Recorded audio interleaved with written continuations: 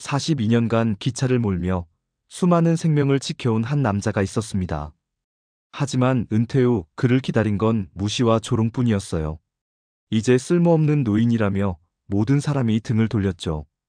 심지어 자신의 목숨을 걸고 막았던 대형 사고조차 기록에서 지워져 있었습니다. 절망한 그가 마지막 경고를 외쳤을 때 세상은 그를 미친 노인이라 불렀어요. 과연 이 남자는 정말 쓸모없는 존재일까요? 아니면 세상이 놓친 진짜 영웅일까요? 오늘 이야기 시작하기 전에 구독과 좋아요를 눌러주세요. 그럼 이야기 시작하겠습니다. 새벽 5시, 이도현은 어김없이 눈을 떴습니다.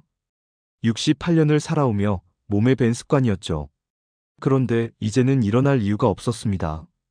빈 침실에서 혼자 몸을 일으키며 작은 한숨을 내쉬었습니다. 옆자리에 있던 아내는 이미 3년 전 세상을 떠났거든요. 창밖으로 보이는 철길은 여전히 그 자리에 있었지만 그 위를 달리는 기차 소리만이 도연의 하루를 깨우고 있었습니다. 또 하루가 시작되네요. 혼잣말을 중얼거리며 부엌으로 향했습니다. 냉장고 안에는 어제 먹다 남은 반찬 몇 개가 전부였어요. 밥을 하나 말아 후루룩 먹으며 텔레비전을 켰습니다. 고령화 사회로 접어들면서 노인 부양 부담이 급증하고 있습니다. 뉴스 앵커의 목소리가 차갑게 들려왔어요. 화면 속에서는 통계 자료들이 쏟아졌습니다. 도연은 젓가락을 놓고 화면을 바라봤어요. 부담이라. 자신도 그 통계 속 한 명이라는 생각에 씁쓸해졌습니다. 42년 동안 기차를 몰며 사람들을 안전하게 목적지까지 실어 나른 일이 이제는 아무 의미 없는 과거가 되어버렸거든요. 아침 산책을 위해 집을 나섰습니다. 동네 사람들과 마주치면 어김없이 듣는 말이 있었어요. 아저씨, 이제 푹 쉬세요. 고생 많이 하셨잖아요. 말은 친절했지만 그 속에 담긴 의미를 도연은 알고 있었습니다. 이제 당신은 쓸모없으니까 조용히 지내세요라는 뜻이었죠. 동네 작은 공원에 도착해 평소처럼 바둑판 앞에 앉았습니다. 몇몇 또래 어르신들이 이미 한판 두고 계셨어요. 도연 씨, 어서 오세요. 네, 안녕하십니까? 바둑알을 놓으며 담소를 나누던 중 옆을 지나가던 젊은이들의 목소리가 들렸습니다. 저 할아버지들 맨날 저기 앉아서 뭐 하는 거야? 시간이 많으니까 그러겠지. 우리도 나중에 저렇게 되려나? 비웃는 듯한 어조였어요. 도연은 바둑알을 쥔 손에 힘이 들어갔습니다. 가슴 한편이 답답해졌죠. 젊은 친구들이 그래도 예의는 지켜야 하는데. 옆에서 바둑을 두던 김 씨가 중얼거렸어요. 하지만 도연은 아무 말도 할 수 없었습니다. 바둑을 마치고 혼자 공원을 걸었어요. 벤치에 앉아 하늘을 바라보며 생각에 잠겼습니다. 내가 살아온 세월이 정말 의미 있었을까요? 아내도 자식도 곁에 없는 지금 나는 과연 누구에게 필요한 존재일까요? 그때 전봇대에 붙은 포스터가 눈에 들어왔습니다. 지역철도 역사관 개관 기념식이라고 적혀 있었어요. 가슴이 두근거렸습니다. 혹시 자신의 이름이 어딘가에 있을지도 모른다는 기대감이 생겼거든요. 포스터를 자세히 읽어봤습니다. 철도 발전에 기여한 인물들의 명단이 적혀 있었어요. 하나하나 확인해봤지만 자신의 이름은 어디에도 없었습니다. 1987년 탈선 사고 방지 사건도 없네요. 그날을 떠올렸습니다. 선로에 떨어진 큰 바위를 발견하고 급히 기차를 세웠던 날이었어요. 만약 그때 멈추지 않았다면 큰 사고가 났을 거예요. 승객 200명의 생명을 구한 일이었는데 그 기록조차 남아있지 않았습니다. 내가 했던 일은 다 잊힌 건가? 허탈함이 몰려왔어요. 42년간 철도에 바친 인생이 아무것도 아닌 것처럼 느껴졌습니다. 저녁때가 되어서야 집으로 돌아왔어요. 마음이 답답해서 동네 작은 술집에 들렀습니다. 혼자 소주 한 병을 시키고 조용히 마셨어요. 사장님, 한 병 더 주세요. 어르신, 너무 많이 드시는 거 아니에요? 젊은 사장이 걱정스러운 표정으로 말했습니다. 하지만 도연은 그냥 고개를 저었어요. 술이 취하자 발걸음이 저절로 기차역 쪽으로 향했습니다. 예전에 매일 출근하던 그곳이었어요. 역사는 새로 단장되어 예전 모습을 찾기 어려웠습니다. 도연 선생님? 뒤에서 누군가 부르는 소리에 돌아봤어요. 40대 초반으로 보이는 여성이 반가운 표정으로 다가왔습니다. 혹시 저 기억하세요? 정미라예요. 미라? 기억이 되살아났어요. 20년 전 철도청에서 인턴으로 일했던 학생이었습니다. 당시 꿈을 잃고 방황하던 그녀에게 기관사의 자부심에 대해 들려줬던 기억이 났어요. 지금 철도청 홍보팀에서 일하고 있어요. 선생님 덕분에 철도 일을 계속하게 됐거든요. 미라는 환하게 웃으며 말했습니다. 하지만 도연은 취기와 부끄러움 때문에 제대로 대답하지 못했어요. 그래요. 잘 됐네요. 선생님, 요즘 어떻게 지내세요? 뭐, 그저 그렇게 지내고 있어요. 더 이상 대화를 이어가기가 어려웠습니다. 예전에 당당했던 모습과 너무 달라진 자신이 부끄러웠거든요. 그럼 저는 이만. 선생님, 연락처 좀. 괜찮습니다. 도연은 서둘러 자리를 떴어요. 미라의 아쉬워하는 표정을 뒤로 한 채 집으로 향했습니다. 집에 돌아와 방 한쪽에 있던 낡은 서랍을 열었어요. 그 안에는 오래된 기차 호루라기가 들어 있었습니다. 젊은 시절 항상 목에 걸고 다니던 것이었죠. 호루라기를 손에 쥐고 깊은 한숨을 내쉬었어요. 내가 아직 할 수 있는 게 있을까? 벽에 걸린 옛 기관사 모자가 눈에 들어왔습니다. 한때는 자랑스러웠던 그 모자도 이제는 그저 과거의 유물일 뿐이었어요.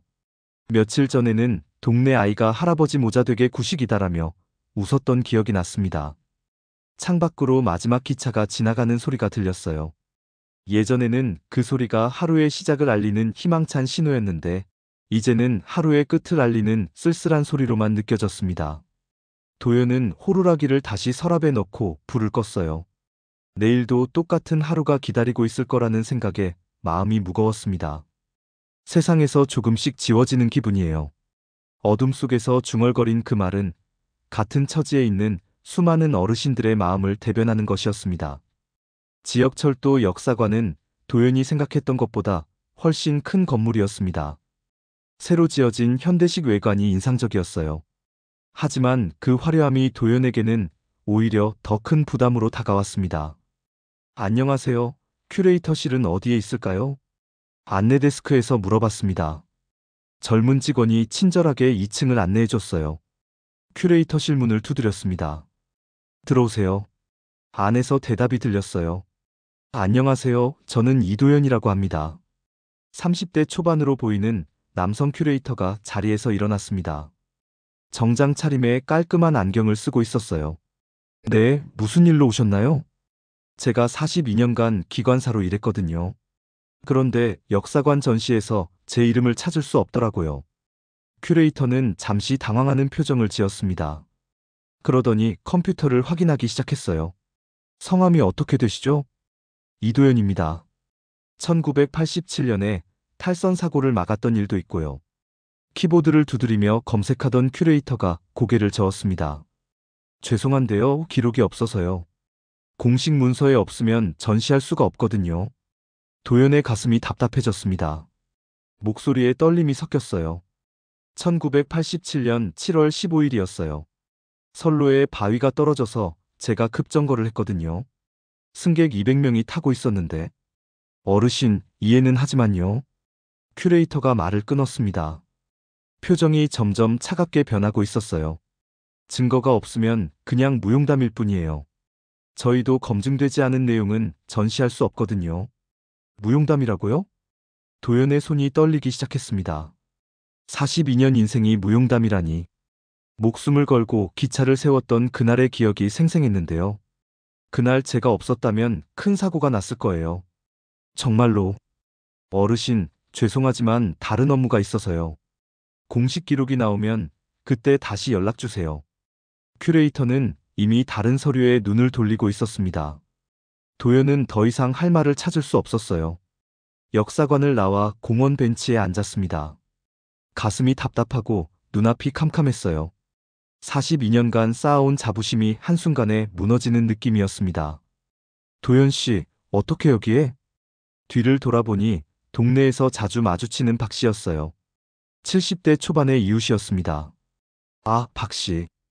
역사관에 갔다 오는 길이에요. 역사관요? 거기 뭐 볼 게 있나요? 제가 옛날 기관사였거든요. 그래서 박 씨가 웃으며 말했어요. 아, 또 옛날 자랑하시려고요? 도연 씨는 맨날 기차 이야기만 하시네요. 그 말이 가슴에 비수처럼 꽂혔습니다. 옛날 자랑이라니.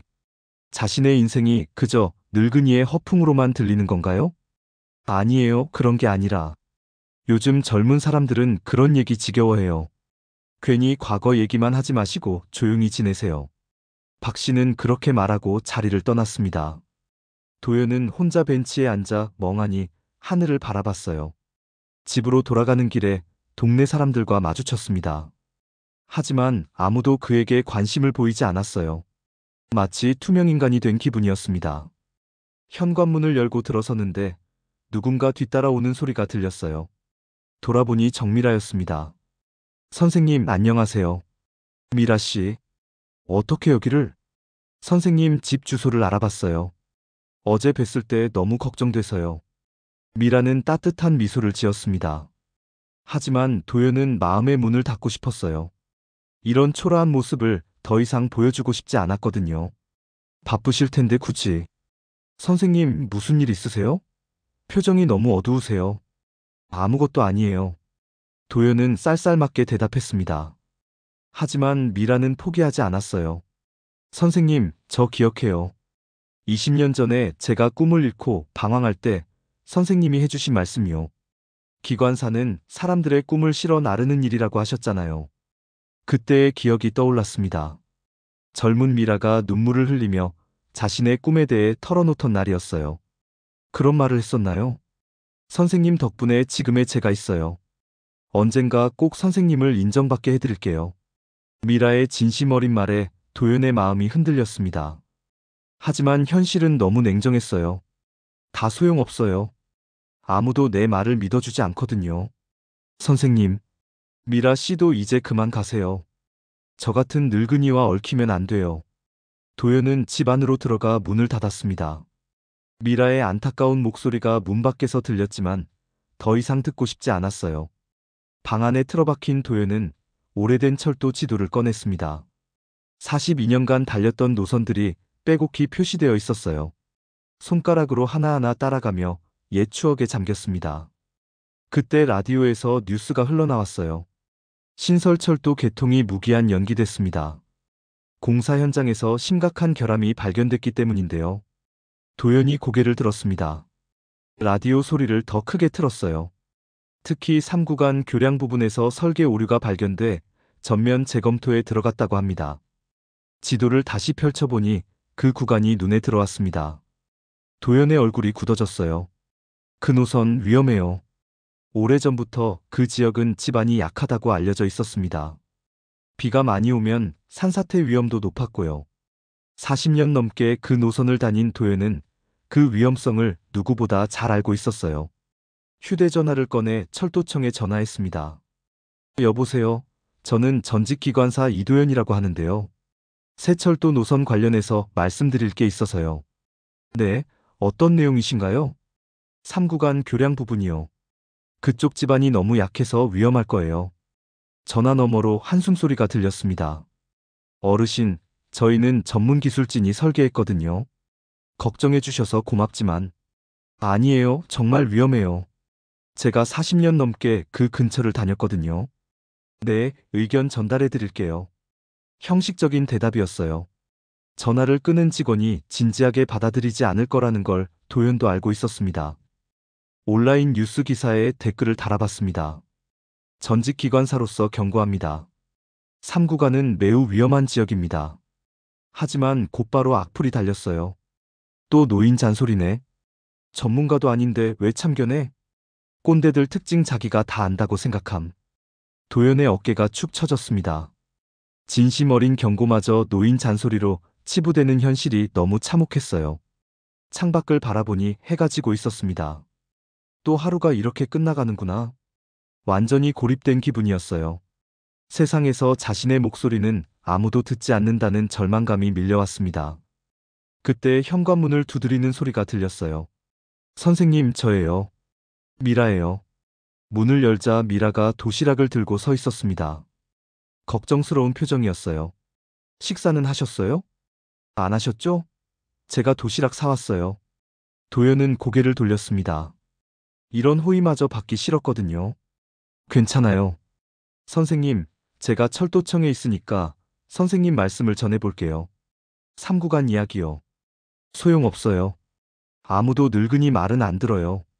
선생님, 저라도 믿을게요. 미라의 말에 도연의 눈가가 촉촉해졌습니다. 이 험한 세상에서 자신을 믿어주는 사람이 단 한 명이라도 있다는 게 위안이 되었어요. 정말 믿어주실 거예요? 네, 선생님 말씀이라면요. 도연은 더 이상 참을 수 없어서 눈물을 흘렸습니다. 42년간 쌓아온 자부심이 하루아침에 무너진 현실이 너무 가혹했거든요. 미라가 조용히 그 옆에 앉았습니다. 말없이 함께 있어주는 것만으로도 도연에게는 큰 위로가 되었어요. 창밖으로 마지막 기차가 지나가는 소리가 들렸습니다. 예전처럼 희망찬 소리가 아니라 자신을 두고 떠나가는 작별 인사처럼 들렸어요. 도연의 얼굴에는 깊은 절망이 드리워져 있었습니다. 완전한 무시 속에서 꺼져가는 촛불 같은 외로움만이 남아 있었어요. 미라는 약속대로 철도청 내부에서 도연의 경고를 전달했습니다. 하지만 반응은 예상했던 것과 달랐어요. 정미라 대리, 이게 뭐예요? 부장이 서류를 책상 위에 던졌습니다. 도연이 작성한 3구간 위험성에 대한 의견서였어요.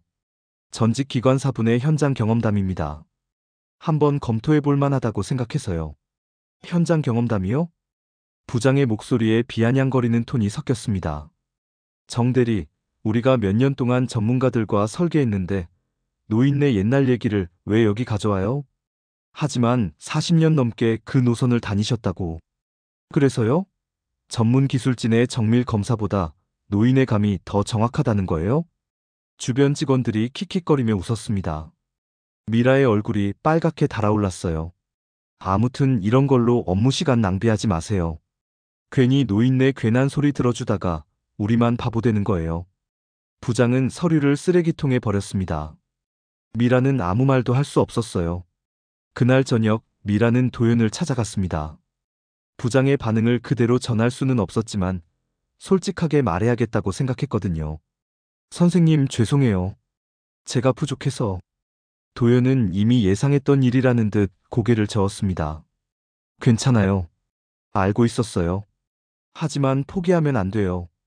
다른 방법을 찾아보죠. 다른 방법이요? 도연의 눈에 희미한 희망이 떠올랐습니다. 미라는 용기를 내어 말했어요. 언론사에 제보하는 거예요. 기자들이라면 관심을 가질 수도 있잖아요. 다음 날 도연은 지역 신문사를 찾아갔습니다. 사회부 기자실은 생각보다 어수선했어요. 젊은 기자들이 바쁘게 전화 통화를 하고 있었습니다. 저기요, 제보할 일이 있어서 왔는데요. 30대 초반으로 보이는 기자가 귀찮다는 표정으로 고개를 들었어요. 네, 뭔 일이세요? 신설철도 3구간이 위험하다는 얘기입니다. 아, 그거요? 이미 전문가들이 검토 중이라고 들었는데요. 그게 아니라 제가 40년 넘게 기관사를 했거든요. 그 지역 집안이. 기자가 손을 들어 말을 막았습니다. 할아버지, 죄송한데 저희는 팩트를 다뤄야 해서요. 추측이나 추정으로는 기사 쓸 수 없거든요. 팩트라면 제가 직접 본 거잖아요. 증거 자료 같은 거 있으세요? 공식 문서나 사진 같은. 도연은 할 말을 잃었습니다. 40년의 경험이 증거가 아니라는 말인가요? 그럼 일단 연락처 남겨주세요. 검토해보고 연락드릴게요. 기자는 형식적으로 명함을 건네주며 다른 일에 눈을 돌렸어요. 도연은 허탈한 마음으로 신문사를 나왔습니다. 일주일이 지나도 아무런 연락이 없었습니다. 도연은 직접 기자에게 전화했어요. 아, 그 철도건요? 아직 검토 중입니다. 언제쯤 기사가 나올까요? 글쎄요. 좀 더 구체적인 증거가 필요할 것 같은데요. 결국 기사는 나오지 않았습니다. 오히려 며칠 후 예상치 못한 전화가 걸려왔어요. 아버지, 저예요. 외국에 있는 아들이었습니다. 5년 만에 듣는 목소리였어요. 민수야, 어떡해? 아버지, 뭐 하시는 거예요? 신문사에서 연락 왔다고 하던데요. 도연의 가슴이 철렁했습니다. 신문사에서 가족에게까지 연락했다는 말인가요? 그냥 중요한 일이라고 생각해서. 아버지, 그만 창피하게 하세요. 거기서 소문 다 났다고 하잖아요. 창피하다고? 할 일 없으시면 취미라도 가지세요. 괜히 사람들 귀찮게 하지 마시고요. 전화가 끊겼습니다. 도연은 휴대폰을 손에서 떨어뜨렸어요. 아들마저 자신을 부끄러워한다니. 마지막 남은 자존심마저 산산조각이 났습니다. 그날 밤 도연은 혼자 집을 나섰습니다. 발걸음이 저절로 옛날 일터였던 철길로 향했어요. 달빛이 레일 위에 은빛으로 반짝이고 있었습니다. 철길을 따라 걸으며 옛 기억들이 떠올랐어요. 새벽마다 기차를 점검하던 시절, 승객들의 안전을 위해 밤잠을 설치던 날들. 그때는 자신이 누군가에게 꼭 필요한 존재라고 믿었거든요. 정말 다 끝난 건가? 멀리서 기차 소리가 들렸습니다. 헤드라이트가 어둠을 가르며 다가오고 있었어요. 그 순간 도연의 눈앞에 환상이 펼쳐졌습니다. 42년 전 처음 기관사가 되던 날이었어요. 제복을 말끔히 차려입고 기차에 오르던 자신의 모습이 보였습니다. 그때의 도연은 당당했어요. 세상에서 가장 중요한 일을 한다는 자부심으로 가득했었거든요. 기차가 지나가자 환상은 사라졌습니다. 현실로 돌아온 도연은 초라한 늙은이일 뿐이었어요. 주머니에서 낡은 기차 호루라기를 꺼냈습니다. 손바닥 위에서 달빛을 받아 희미하게 빛나고 있었어요. 42년간의 동반자였던 그 호루라기마저 이제는 쓸모없는 고철 덩어리 같았습니다. 내 인생은 여기까지구나. 호루라기를 꽉 쥐고 눈을 감았습니다. 차라리 이대로 모든 게 끝났으면 좋겠다는 생각이 들었어요. 아무도 자신을 필요로 하지 않는 세상에서 더 이상 버틸 힘이 없었거든요. 집으로 돌아온 도연은 책상 앞에 앉았습니다. 펜을 들고 종이에 몇 줄을 적었어요. 살아도 산 게 아니다. 미안하다. 짧지만 모든 것을 담은 글이었습니다. 더 이상 누구에게도 부담 주지 않겠다는 마지막 배려였어요. 메모를 책상 위에 놓고 침대에 누웠습니다. 불을 끄고 어둠 속에서 천장을 바라봤어요. 언제부터인가 잠이 오지 않는 밤이 많아졌습니다.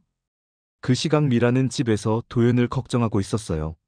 며칠째 연락이 되지 않았거든요. 전화를 걸어봐도 받지 않았습니다. 이상해요. 선생님이 연락 안 받을 리가 없는데. 불안한 마음에 도연의 집으로 향했습니다. 밤늦은 시간이었지만 걱정이 앞섰어요. 도연의 집 앞에 도착하니 불이 꺼져 있었습니다. 대문을 두드려봐도 아무런 대답이 없었어요.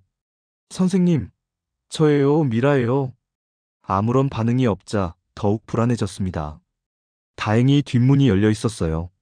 미라는 조심스럽게 집 안으로 들어갔습니다. 거실은 적막했습니다. 도연의 모습은 어디에도 보이지 않았어요. 방 안을 살펴보니 침대는 비어 있었습니다. 책상 위에 놓인 종이가 눈에 들어왔어요. 미라는 떨리는 손으로 그 메모를 집어들었습니다. 살아도 산 게 아니다. 미안하다. 선생님. 미라의 눈에서 눈물이 쏟아졌습니다. 이런 일이 일어날 줄 알았어야 했는데. 자신이 더 관심을 가져줬어야 했는데. 선생님, 어디 계세요? 집안을 뒤지며 도연을 찾아봤지만 아무도 없었어요. 미라는 휴대폰을 꺼내 도연에게 전화를 걸었습니다. 하지만 여전히 받지 않았어요. 밖으로 뛰쳐나가 동네를 돌아다녔습니다. 공원, 철길, 자주 가던 식당까지 모든 곳을 찾아봤지만 도연은 어디에도 없었어요. 철길에 서서 어둠 속을 바라보는 미라의 모습이 처량했습니다. 멀리서 들려오는 기차 소리만이 적막함을 깨뜨리고 있었어요. 선생님, 제발 무사히 계세요. 미라의 간절한 기도가 밤하늘로 사라져갔습니다. 하지만 대답은 돌아오지 않았어요. 어디선가 도연이 홀로 서 있을 것만 같은 그 밤. 한 사람의 인생이 완전히 무너져 내리는 순간이었습니다. 42년간 기차를 몰며 수많은 사람을 안전하게 실어 날랐던 그 손길이 이제는 아무에게도 필요하지 않다는 절망 속에서 떨리고 있었어요. 달빛만이 비추는 철길 위에 도연의 그림자가 길게 드리워져 있었습니다. 꺼져가는 불빛처럼 희미해져가는 한 인생의 마지막 순간들이었어요. 도연은 시외버스를 타고 3시간을 달려 한적한 시골 마을에 도착했습니다. 폐선이 된 작은 기차역이 있는 곳이었어요. 아무도 자신을 아는 사람이 없는 그곳에서 홀로 지내기로 했습니다. 역 근처 낡은 여인숙의 방을 잡았어요. 방 한쪽 구석에는 먼지 쌓인 철도 모형이 놓여 있었습니다. 아마 예전 주인이 취미로 만들었던 것 같았어요. 철도 모형이네요. 도연은 그 작은 기차를 손에 들어봤습니다. 자신이 평생 몰았던 실제 기차를 축소해 놓은 것 같았어요. 마치 자신의 인생처럼 작아져 버린 느낌이었습니다. 여인숙 주인은 70대 할머니였어요. 별다른 질문 없이 도연을 받아들였습니다. 할아버지, 식사는 어떻게 하실 거예요? 혼자 해결하겠습니다. 그래도 아침은 챙겨드릴게요. 할머니의 배려에 고개를 숙였습니다. 이런 따뜻함조차 지금은 부담스러웠거든요. 첫날 밤, 도연은 철도 모형을 책상 위에 놓고 조립하기 시작했습니다. 레일을 하나하나 연결하며 옛 추억을 떠올렸어요. 하지만 손이 자꾸 떨려서 작은 부품들을 떨어뜨렸습니다. 아, 조그만 나사가 바닥으로 굴러떨어졌어요. 무릎을 꿇고 찾아보려 했지만 눈이 침침해서 잘 보이지 않았습니다. 예전 같으면 금방 했을 일인데 이제는 간단한 모형 조립조차 버거웠어요. 나이가 들어 둔해진 손가락이 원망스러웠습니다. 이젠 아무것도 할 수 없구나. 한숨을 내쉬며 자리에 앉았습니다. 42년간 정교하게 기차를 조종하던 그 손이 이제는 장난감조차 제대로 만질 수 없다니. 며칠이 지나자 마을 사람들의 시선이 부담스러워졌습니다. 낯선 노인이 갑자기 나타나 철도 모형만 만지작거리니 이상하게 볼 수밖에 없었어요. 저 할아버지 뭐 하는 분이래? 글쎄 서울서 온 것 같던데. 좀 이상해 보여. 수군거리는 소리가 들렸습니다. 도연은 더욱 방 안에만 틀어박혀 지냈어요. 일주일째 되는 날 여인숙 문을 두드리는 소리가 들렸습니다. 할머니가 누군가와 이야기하고 있었어요. 혹시 이도연이라는 분 여기 계시나요? 미라의 목소리였습니다. 도연의 가슴이 철렁했어요. 어떻게 여기까지 찾아온 걸까요? 할아버지, 손님이 찾아왔어요. 할머니가 방문을 두드렸습니다. 하지만 도연은 대답하지 않았어요. 미라를 만나고 싶지 않았거든요. 선생님, 저예요. 미라예요. 문 밖에서 들려오는 목소리에 눈물이 흘렀습니다. 하지만 차마 문을 열 수 없었어요. 선생님, 제발 문 좀 열어주세요. 너무 걱정됐어요. 미라의 목소리가 떨리고 있었습니다. 울고 있는 것 같았어요. 한참을 그렇게 있다가 도연이 조용히 문을 열었습니다. 미라는 눈이 퉁퉁 부어 있었어요. 며칠 동안 잠을 못 잔 것 같았습니다. 어떻게 여기를? 버스 터미널에서 선생님 보신 분이 있다고 해서 하루 종일 찾아다녔어요. 미라가 방 안으로 들어왔습니다. 책상 위에 철도 모형을 보더니 안타까운 표정을 지었어요. 선생님, 저 혼자라도 믿을게요. 제발 포기하지 마세요. 네가 뭘 아느냐? 도연의 목소리가 쌀쌀 맞았습니다. 이미 모든 걸 포기한 사람의 말투였어요. 저는 아무것도 모르는 젊은 사람이겠죠. 하지만 미라가 눈물을 닦으며 말했습니다. 선생님이 없었으면 지금의 저는 없어요. 그런 소리 하지 마세요. 20년 전 일이에요. 기억하세요? 제가 대학교 2학년 때 미라의 목소리가 떨렸습니다. 그때의 기억이 선명하게 되살아났거든요. 기차를 타고 실습을 나가던 길이었어요. 그런데 갑자기 급정거를 하셨잖아요. 선로에 큰 돌덩이가 떨어져 있었고 도연도 그 일을 기억했습니다. 정확히는 1987년 7월 15일이었어요. 앞에서 산사태로 바위가 굴러떨어진 걸 발견하고 급히 멈췄던 날이었습니다. 만약 그때 선생님이 멈추지 않았다면 탈선 사고가 났을 거예요. 저를 포함해서 200명이 다쳤을 거고요. 그건 선생님 덕분에 제가 살았어요. 그날 선생님이 해주신 말씀도 기억해요. 기관사는 사람의 생명을 책임지는 일이라고. 미라의 말에 도연의 마음이 흔들렸습니다. 자신이 구한 생명이 지금 앞에 앉아 있다는 사실이 새삼 실감났거든요. 당신의 가치는 아직 끝나지 않았어요. 미라가 간절하게 말했습니다. 하지만 도연의 자존심은 여전히 부서져 있었어요. 창밖을 바라보며 담배를 꺼냈습니다. 떨리는 손으로 불을 붙이려 했지만 라이터가 계속 꺼졌어요. 미라가 조심스럽게 도와줬습니다. 선생님, 그만해요. 이제 아무도 날 필요로 하지 않아요. 담배 연기가 창밖으로 흩어져 갔습니다. 마을의 평화로운 풍경이 보였지만 도연에게는 그저 낯선 곳일 뿐이었어요. 그때 밖에서 아이들 소리가 들렸습니다. 폐된 기차역에서 놀고 있는 것 같았어요. 저 할아버지 또 왔네. 맨날 기차역에서 뭐해? 이상한 할아버지야. 우리 할머니가 괴짜라고 했어. 아이들의 순진한 말이 가슴에 비수처럼 꽂혔습니다. 이곳에서도 자신은 괴짜 노인일 뿐이었어요. 미라가 그 말을 듣고 창문을 닫았습니다. 안타까운 표정으로 도연을 바라봤어요. 선생님, 사람들이 뭐라고 하든 상관없어요. 저는 선생님을 믿어요. 믿는다고 뭐가 달라지나요? 도연의 목소리에 절망이 가득했습니다. 42년간 쌓아온 모든 것이 하루아침에 무너진 현실이 너무 가혹했어요. 책상 위에 있던 기차 호루라기가 눈에 들어왔습니다. 미라도 그것을 보았어요. 선생님, 그거 불어보실래요? 이제 할 수도 없어요. 손이 떨려서. 도연이 호루라기를 집어들었습니다. 손이 심하게 떨리고 있었어요. 나이가 들어 생긴 수전증 때문이었습니다.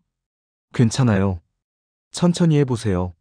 미라의 격려에 용기를 내어 입술에 갖다 댔습니다. 처음에는 제대로 소리가 나지 않았어요. 숨이 가빠서 길게 불 수도 없었고요. 하지만 두 번째 시도에서 호루라기 소리가 울려 퍼졌습니다. 쓸쓸하지만 여전히 맑은 그 소리였어요. 피익. 그 순간 도연의 눈에서 눈물이 흘렀습니다. 42년간 함께한 그 소리가 아직도 살아있다는 게 신기했어요. 자신의 일부가 아직 죽지 않았다는 증거 같았습니다. 미라의 눈에도 눈물이 고였습니다. 그 호루라기 소리에는 한 사람의 인생이 담겨 있었거든요. 선생님, 아직 늦지 않았어요. 정말, 그럴까요? 도연의 목소리가 처음으로 희망을 담고 있었습니다. 완전히 꺼졌다고 생각했던 마음 한편에 작은 불씨가 다시 살아나는 것 같았어요. 창밖으로 석양이 지고 있었습니다. 하루가 저물어가지만 내일은 또 다른 하루가 시작될 거예요. 도연에게도 아직 기회가 남아있을지도 모릅니다. 호루라기를 꽉 쥔 채 도연은 창밖을 바라봤습니다. 그의 눈빛에는 오랜만에 희미한 생기가 돌고 있었어요. 미라가 조용히 그 옆에 앉아 함께 석양을 바라봤습니다. 말없는 동행이었지만 그것만으로도 도연에게는 큰 위안이 되었어요. 폐된 기차역에서 바람이 불어왔습니다. 녹슨 철로 위로 낙엽이 굴러가고 있었어요. 하지만 그 철로는 여전히 어딘가로 이어져 있었습니다. 도연의 인생도 아직 끝나지 않았을 거예요. 희미하지만 여전히 살아있는 희망의 불씨가 그의 마음 깊은 곳에서 다시 타오르기 시작했습니다. 신설철도 개통식이 열리는 날 아침이었습니다. 도연은 새벽부터 잠을 이루지 못했어요. 마지막 용기를 내기로 결심했습니다. 미라와 함께 개통식 행사장으로 향했어요. 화려한 현수막과 축하 화환이 가득한 역사 앞에는 수백 명의 사람들이 모여 있었습니다. 정말 가실 거예요? 미라가 걱정스럽게 물었습니다. 하지만 도연의 마음은 이미 굳어져 있었어요. 행사가 한창 진행되고 있었습니다. 시장과 철도청장이 테이프 커팅을 준비하고 있었어요. 기자들의 카메라 플래시가 번쩍거렸습니다. 도연은 군중 사이를 뚫고 앞으로 나아갔어요. 가슴이 두근거렸지만 멈출 수 없었습니다. 잠깐만요. 도연이 큰 소리로 외쳤습니다. 순간 행사장이 조용해졌어요. 모든 사람의 시선이 그에게 집중됐습니다. 이 노선은 위험합니다. 3구간 집안이 불안정해요. 사회자가 당황한 표정으로 마이크를 잡았어요. 죄송합니다. 행사 진행에 차질이. 제발 들어보세요. 저는 42년간 기관사로 일했습니다. 도연의 목소리가 절규에 가까웠어요. 하지만 사람들의 표정은 차갑기만 했습니다. 또 미친 노인이네. 보안 요원은 뭐해? 수군거리는 소리들이 들렸어요. 곧 보안 요원 2명이 다가왔습니다. 할아버지, 나가셔야겠어요. 아니에요. 정말 위험하다고요. 도연이 발버둥을 쳤지만 소용없었어요. 보안 요원들에게 팔을 붙잡힌 채 행사장 밖으로 끌려나갔습니다. 미라가 뒤따라왔지만 어쩔 수 없었어요. 도연의 호소는 아무도 받아들이지 않았습니다. 행사장 밖 주차장에 주저앉은 도연의 모습이 처량했어요. 구겨진 양복에 흐트러진 머리카락이 그의 심정을 대변하고 있었습니다. 다음 날 신문에는 예상대로 조롱조의 기사가 실렸어요. 퇴직 기관사, 신설철도 개통식서 소동. 기사 내용은 더욱 가혹했습니다. 정신 이상 노인의 헛소리라는 표현까지 있었어요. 도연은 신문을 바닥에 던졌습니다. 42년 인생이 이런 식으로 마무리되는 게 믿어지지 않았어요. 주머니에서 기차 호루라기를 꺼냈습니다. 평생 함께한 동반자였는데 이제는 아무 의미 없는 쇠덩어리 같았어요. 끝났구나. 두 손으로 호루라기를 꽉 잡고 힘을 줬습니다. 딱 하는 소리와 함께 호루라기가 두 조각으로 부러졌어요. 42년의 추억이 그렇게 산산조각 났습니다. 도연의 눈에서 뜨거운 눈물이 흘러내렸어요. 미라가 눈물로 그를 부축했습니다. 선생님, 저도 더는 방법이 없어요. 미라의 목소리도 절망에 젖어 있었어요. 둘 다 할 수 있는 게 아무것도 남지 않았다는 걸 알고 있었습니다.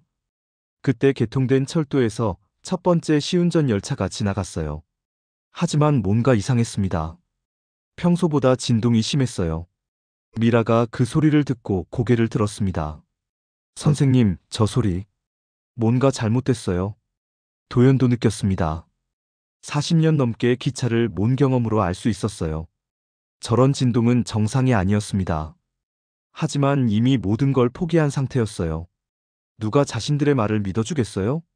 아무도 안 믿을 거예요. 도연이 고개를 떨구며 중얼거렸습니다. 부러진 호루라기 조각을 주머니에 넣었어요. 미라는 불안한 표정으로 철로를 바라봤습니다. 뭔가 큰일이 일어날 것 같은 예감이 들었거든요. 하지만 세상은 그들의 경고를 들으려 하지 않았습니다.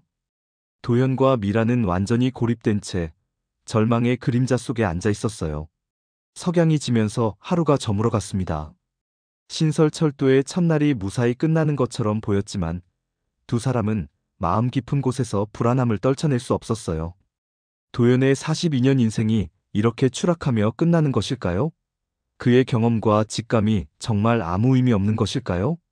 멀리서 들려오는 기차 소리만이 그들의 절망을 더욱 깊게 만들고 있었습니다. 철도 개통 첫날 아침, 시내는 축제 분위기였습니다. 새로운 철도를 타보려는 시민들로 역사가 붐볐어요. 하지만 도연은 집에서 혼자 소주를 마시고 있었습니다. 텔레비전 화면에서는 개통식 소식이 계속 나오고 있었어요. 화려한 리본 커팅, 환호하는 시민들, 뿌듯해하는 관계자들의 모습이 번갈아 나왔습니다. 첫 운행 열차가 성공적으로 출발했습니다. 아나운서의 밝은 목소리가 들렸어요. 도연은 소주잔을 기울이며 쓴웃음을 지었습니다. 다 끝난 일이죠. 그때 텔레비전 화면 하단에 자막이 흘러갔어요. 열차 운행 중 미세 진동 감지. 점검 중. 도연이 벌떡 일어났습니다. 소주잔이 바닥에 떨어져 깨졌어요. 그건 선로 균열 신호다. 40년 넘게 기차를 몰며 체득한 경험이었습니다. 그런 진동은 선로에 문제가 있을 때만 나타나는 신호였어요. 급히 밖으로 뛰쳐나가려 했지만 다리에 힘이 없었습니다. 나이가 들어 체력이 떨어진 것도 있었지만 며칠간의 절망감이 몸을 무겁게 만들었거든요. 미라 씨. 휴대폰을 꺼내 미라에게 전화했습니다. 다행히 금방 받았어요. 선생님, 무슨 일이세요? 지금 즉시 차 가지고 와주세요. 큰일 났어요. 미라는 도연의 다급한 목소리에 놀랐습니다. 15분 후 차를 몰고 도착했어요. 선생님, 어디로 가야 해요? 철도역으로 빨리요. 차 안에서 도연은 상황을 설명했습니다. 텔레비전에서 본 진동 소식, 그리고 자신의 직감에 대해서요. 정말 위험한 거예요? 저런 진동은 선로에 균열이 생겼을 때만 나타나요. 큰 사고로 이어질 수 있어요. 미라가 엑셀을 더 세게 밟았습니다. 도연의 표정이 심각했거든요. 역에 도착하니 두 번째 열차가 출발을 준비하고 있었어요. 승객들이 하나둘 탑승하고 있었습니다. 저기 봐요. 사람들이 타고 있어요. 도연이 차에서 뛰어내렸습니다. 하지만 역사 출입구는 멀었고 열차는 곧 출발할 것 같았어요. 주머니에서 부러진 호루라기 조각을 꺼냈습니다. 반으로 갈라져 있었지만 아직 소리가 날 수도 있었어요.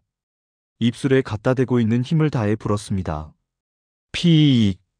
놀랍게도 호루라기 소리가 또렷하게 울려 퍼졌어요. 부러진 상태에서도 여전히 맑은 소리를 내고 있었습니다. 기관실에서 운전하던 기관사가 고개를 들었어요. 젊은 기관사였지만 그 소리를 알아들었습니다. 저 소리, 도연 선배님이 쓰던 긴급 신호 아닌가요? 옆에 있던 베테랑 기관사도 놀란 표정을 지었어요. 맞아요. 도연 선배님의 신호예요. 긴급 상황일 때만 쓰는. 두 기관사는 서로 눈을 마주쳤습니다. 그리고 즉시 긴급 제동을 걸었어요. 끼익. 열차가 급정거하며 멈췄습니다. 승객들이 놀라 웅성거렸어요. 왜 갑자기 멈춘 거예요? 무슨 일인가요? 도연이 숨을 헐떡이며 기관실로 달려왔습니다. 미라도 뒤따라왔어요. 선로를 점검해 보세요. 3구간에 균열이 있을 거예요. 젊은 기관사가 의아한 표정을 지었지만 베테랑 기관사는 즉시 무전기를 잡았습니다. 관제소, 3구간 긴급 점검 요청합니다. 무슨 일이죠? 도연 선배님 신호를 받았습니다. 관제소에서도 도연의 이름을 기억하고 있었어요. 곧바로 점검팀이 출동했습니다. 30분 후 점검 결과가 나왔어요. 3구간 선로에서 심각한 균열이 발견됐습니다. 열차가 그대로 지나갔다면 대형 탈선 사고가 날 수 있는 상태였어요. 역무원이 급히 달려왔습니다. 큰일 날 뻔했습니다. 선로에 15cm 균열이 있었어요. 승객들과 역 직원들이 모두 숨을 죽이며 도연을 바라봤습니다. 방금 전까지 미친 노인 취급하던 그 사람이 수백 명의 생명을 구한 것이었어요. 저 노인분이 아니었으면 42년 경험이 헛되지 않았네요. 정말 대단하십니다. 사람들의 시선이 달라졌습니다. 조롱과 무시가 아닌 존경과 감사의 눈빛이었어요. 젊은 기관사가 다가와 깊게 인사했습니다. 선배님, 정말 감사합니다. 선배님 덕분에 큰 사고를 막았어요. 도연의 눈에 눈물이 맺혔습니다. 42년간 쌓아온 경험이 마침내 인정받는 순간이었거든요. 조금이라도 감격스러운 표정으로 그를 바라봤어요. 선생님, 정말 대단해요. 역시 제가 믿었던 분이세요. 역장이 급히 달려와 정중하게 인사했습니다. 도연 선배님, 정말 죄송했습니다. 선배님 말씀을 진작 들었어야 했는데. 언론사 기자들도 몰려들기 시작했어요. 어제까지 미친 노인이라고 조롱하던 그들이 이제는 카메라를 들이대며 인터뷰를 요청했습니다. 하지만 도연은 인터뷰를 거절했어요. 대신 부러진 호루라기를 가만히 바라봤습니다. 아직 끝나지 않았어요. 도연의 목소리가 조용했지만 힘이 있었어요. 42년간 지켜온 철도맨의 자부심이 되살아나는 순간이었습니다. 저녁 뉴스에서는 도연의 이야기가 대대적으로 보도됐어요. 퇴직 기관사의 영웅적 활약이라는 제목으로 말이죠. 하지만 도연은 텔레비전을 끄고 창밖을 바라봤습니다. 철길 위로 석양이 지고 있었어요. 내일은 또 다른 하루가 시작될 거예요. 그의 손에는 부러진 호루라기가 있었습니다. 비록 두 조각으로 갈라졌지만 여전히 소리를 낼 수 있었어요. 자신의 인생처럼 상처받았지만 아직 살아있는 그 소리처럼 말이죠. 도연의 존재 가치가 극적으로 드러난 하루였습니다. 하지만 그는 이것이 끝이 아니라는 걸 알고 있었어요. 진짜 시작은 이제부터일 거라고 믿었습니다. 다음 날 아침 모든 신문 일면에 도연의 이야기가 실렸습니다. 은퇴 기관사, 42년 경험으로 수백 명 구하다라는 제목이 크게 박혀 있었어요. 도연은 신문을 보며 담담한 표정을 지었습니다. 어제까지 미친 노인이라고 조롱하던 그 언론들이 이제는 영웅으로 만들어 놓았거든요. 휴대폰이 계속 울렸습니다. 인터뷰 요청, 출연 제의, 각종 행사 초청장까지 쏟아졌어요. 하지만 도연은 대부분 정중히 거절했습니다. 나 같은 늙은이도 아직 할 일이 있었다는 거지. 미라에게 조용히 말했습니다. 화려한 조명을 받고 싶어서 한 일이 아니었거든요. 동네를 나서니 사람들의 시선이 완전히 달라져 있었어요. 어제까지 무시하던 이웃들이 깍듯이 인사했습니다. 도연 씨, 정말 대단하시네요. 텔레비전에서 봤어요. 영웅이시잖아요. 박 씨도 멋쩍은 표정으로 다가왔어요. 며칠 전 옛날 자랑이라며 비아냥거렸던 그 사람이었습니다. 도연 씨, 제가 너무 무례했어요. 죄송합니다. 도연은 고개를 저었어요. 괜찮습니다. 저도 이해해요. 미소를 지으며 말했지만 마음 한편으론 씁쓸했습니다. 사람들은 결과를 보고 나서야 인정해주는 거구나. 지역철도 역사관에서 연락이 왔어요. 관장이 직접 사과하며 도연의 업적을 전시하고 싶다고 했습니다. 선배님, 정말 죄송했습니다. 저희가 너무 성급했어요. 젊은 큐레이터가 고개를 숙였어요. 며칠 전 무용담이라며 무시했던 바로 그 사람이었습니다. 이제라도 알아주셔서 고맙습니다. 도연은 화를 내지 않았어요. 오히려 담담하게 받아들였습니다. 역사관에는 도연의 사진과 함께 1987년 탈선사고 방지 사건이 새롭게 전시됐어요. 숨겨진 영웅의 재발견이라는 제목으로 말이죠. 하지만 도연은 화려한 전시보다 조용한 일상을 선택했어요. 매일 아침 산책을 하고 공원에서 바둑을 두며 저녁에는 철길을 걸었습니다. 그날 저녁 미라가 찾아왔어요. 축하 꽃다발을 들고 있었습니다. 선생님, 이제 많은 사람들이 선생님 이름을 기억할 거예요.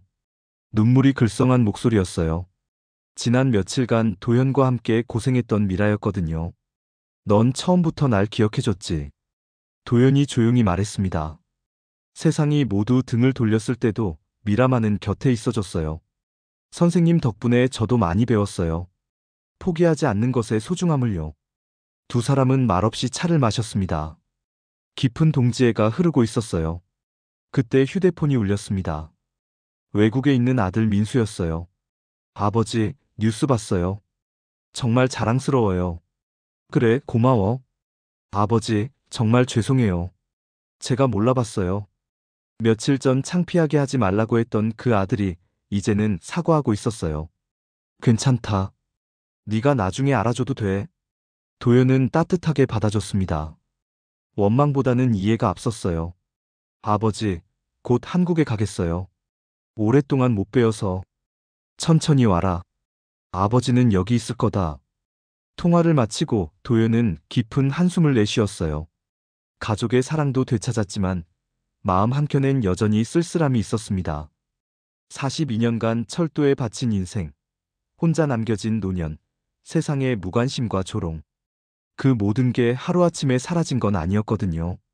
하지만 이제는 달랐어요. 세상과의 연결을 느낄 수 있었습니다. 자신의 존재 가치를 확인했고요. 저녁 산책을 위해 집을 나섰습니다. 철길을 따라 걸으며 부러진 호루라기를 꺼냈어요. 입에 갖다 대고 조심스럽게 불었습니다. 피. 맑은 소리가 하늘로 번져갔어요. 비록 두 조각으로 부러졌지만 여전히 아름다운 소리를 내고 있었습니다. 멀리서 기차가 지나가는 소리가 들렸어요. 예전처럼 무시당하는 느낌이 아니라 동료에게 인사받는 기분이었습니다. 아직 늦지 않았구나. 도연의 눈빛이 과거와 달랐어요. 절망과 무력감 대신 희망과 자신감이 빛나고 있었습니다. 공원을 지날 때 젊은이들과 마주쳤어요. 며칠 전까지는 비웃으며 지나쳤던 그들이 이번에는 정중히 인사했습니다. 할아버지, 안녕하세요. 뉴스에서 봤어요. 정말 멋지세요. 도연은 미소로 답했어요. 인정받는다는 게 이런 기분이구나. 하지만 동시에 깨달았습니다. 진짜 중요한 건 다른 사람의 인정이 아니라 자신의 가치를 스스로 믿는 것이라는 걸 말이죠. 집으로 돌아와 거울을 봤어요. 주름진 얼굴은 그대로였지만 표정이 달라져 있었습니다. 당당하고 자신감 넘치는 모습이었어요. 침대에 누워 천장을 바라봤어요. 아내가 세상을 떠난 후 처음으로 평안한 잠이 올 것 같았습니다.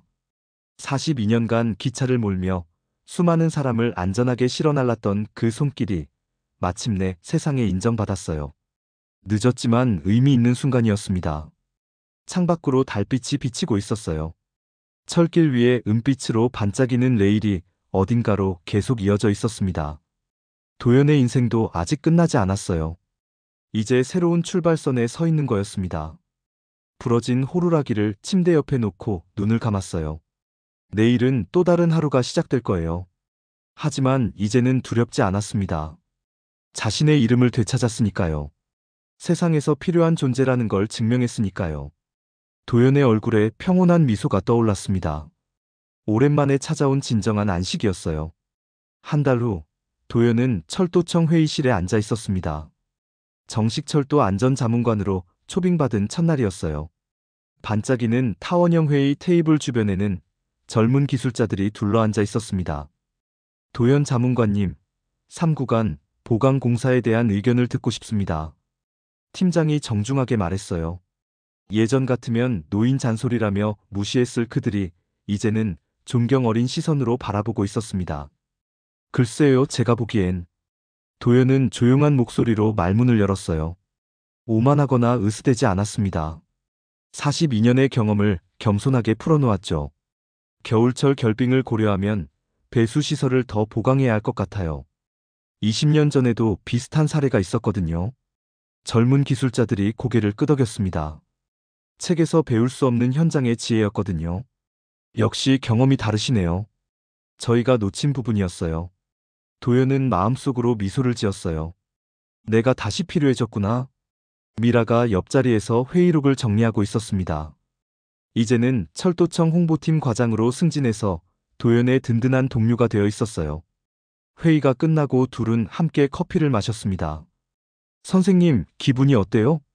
신기해요. 이 나이에 다시 일할 줄은 몰랐거든요. 도연의 표정이 밝았어요.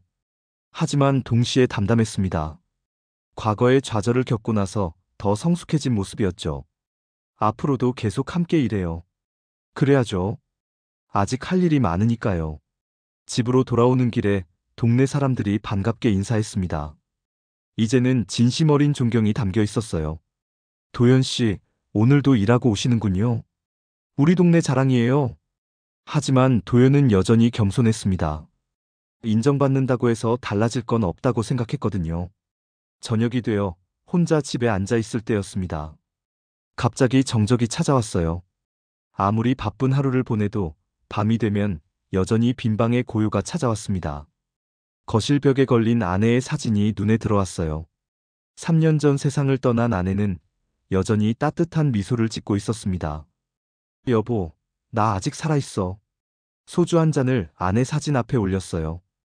혼잣말이었지만 마치 아내가 듣고 있는 것 같았습니다. 요즘 일도 하고 사람들도 알아봐줘. 그런데 밤이 되면 여전히 외로워. 눈가가 촉촉해졌어요. 아무리 인정받고 바빠져도 사랑하는 사람을 잃은 외로움은 쉽게 사라지지 않았거든요. 창가에 걸어둔 호루라기가 달빛을 받아 반짝이고 있었습니다. 여전히 두 조각으로 부러져 있지만 이제는 그것도 의미 있게 느껴졌어요. 호루라기를 들고 창문을 열었습니다. 밤 공기가 시원하게 들어왔어요. 입술에 갖다 대고 조심스럽게 불었습니다. 피 소리가 밤하늘로 퍼져나갔어요. 공허하면서도 동시에 따뜻한 울림이었습니다. 혼자라는 외로움과 아직 살아있다는 희망이 함께 담긴 소리였죠. 멀리서 기차가 지나가는 소리가 들렸어요. 밤 기차는 어디로 가고 있을까요? 누군가의 집으로, 누군가의 꿈으로 향하고 있겠죠. 도연도 아직 어딘가로 가고 있었어요. 비록 늦은 나이지만 새로운 출발선에 서 있었습니다. 책상 위에 놓인 수첩을 펼쳤어요. 내일 회의에서 발표할 자료를 정리하던 중이었습니다. 페이지 한쪽 구석에 작은 글씨로 적혀있는 메모가 눈에 들어왔어요. 나이 든다는 건 사라지는 게 아니라 더 깊어지는 것이다. 언제 적었는지 기억나지 않았지만 지금 읽으니 가슴에 와닿았습니다. 42년간 기차를 몰며 쌓은 경험, 아내와 함께한 추억, 좌절과 극복의 시간들. 모든 것이 사라진 게 아니라 자신을 더 깊게 만들어준 거였어요. 휴대폰이 울렸습니다. 아들 민수에게서 온 메시지였어요. 아버지, 다음 주에 한국 가겠습니다. 오랜만에 함께 식사해요. 도연의 얼굴에 미소가 떠올랐어요. 가족과의 관계도 조금씩 회복되고 있었습니다. 창밖을 바라보니 철길이 달빛을 받아 은빛으로 빛나고 있었어요. 그 철길은 멀리 멀리 이어져서 어둠 속으로 사라지고 있었습니다. 도연의 삶도 그 철길처럼 아직 어딘가로 이어져 있었어요. 끝이 보이지 않는 긴 여정이었지만 이제는 두렵지 않았습니다. 호루라기를 다시 입에 갖다 대고 불었어요. 피. 이번에는 더 맑은 소리가 울렸습니다. 마치 새로운 출발을 알리는 신호처럼 말이죠. 시계를 보니 밤 11시였어요. 하루가 또 저물어가고 있었습니다. 하지만 내일은 새로운 하루가 시작될 거예요. 도연은 호루라기를 창가에 다시 걸어두고 침대로 향했습니다. 오늘도 의미 있는 하루였어요. 내일은 또 어떤 일이 기다리고 있을까요? 불을 끄고 누웠지만 잠이 오지 않았어요. 하지만 예전처럼 불안하지는 않았습니다. 오히려 기대되는 마음이었죠.